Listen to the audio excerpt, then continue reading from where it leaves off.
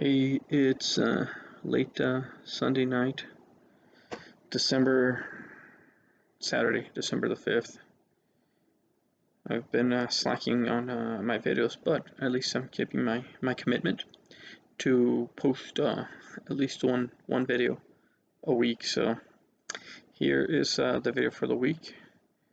I've just gotten bowled over with a lot of stuff, Thanksgiving, end of the year things. So hopefully I'll get around to editing a few really cool videos, building a hovercraft, changing the rear brakes on the Moby,